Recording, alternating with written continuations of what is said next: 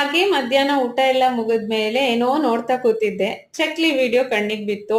ತುಂಬಾ ದಿನನೇ ಆಗೋಗಿತ್ತು ಮನೆಯಲ್ಲಿ ಚಕ್ಲಿ ಮಾಡಿ. ಸರಿ, ಮಗ ಸ್ಕೂಲಿಂದ ಬರೋಷ್ಟ್ರಲ್ಲೇ ಚಕ್ಲಿ ಮಾಡೋಣ, ಅವನಿಗೂ ಇಷ್ಟ ಆಗತ್ತೆ ಅಂತ ಹೇಳಿ ರೆಡಿ ಮಾಡ್ಕೊಂಡೆ.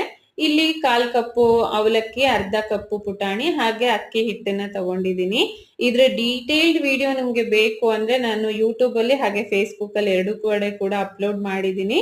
ಇಂಟ್ರೆಸ್ಟ್ ಇದ್ರೆ ನೀವು ಚೆಕ್ ಮಾಡಿ.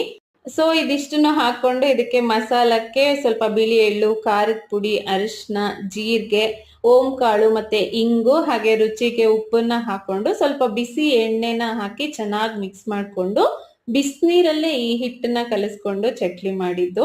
ಆಕ್ಚುಲಿ ಈ ಬಿಸಿ ನೀರ್ ಹಾಕಿನೇ ಕಲ್ಸಿದ್ರೆ ಚಕ್ಲಿ ತುಂಬಾ ಚೆನ್ನಾಗಿ ಬರುತ್ತೆ. ಇದೊಂದೇ ತರ ಅಂತ ಅಲ್ಲ, ಒಂದ್ 3-4 ತರದ್ ಚಕ್ಲಿ ಮಾಡ್ತೀನಿ ನಾನು. ಸೊ ಇದು ಒಂದು ರೆಸಿಪಿ. ಅದ್ರಲ್ಲಿ ನೆಕ್ಸ್ಟ್ ಟೈಮ್ ಮತ್ತೆ ಬೇರೆ ತರದ ಚಕ್ಲಿಗಳನ್ನ ಕೂಡ ನಾನು ನಿಮ್ ಜೊತೆ ಶೇರ್ ಮಾಡ್ತೀನಿ.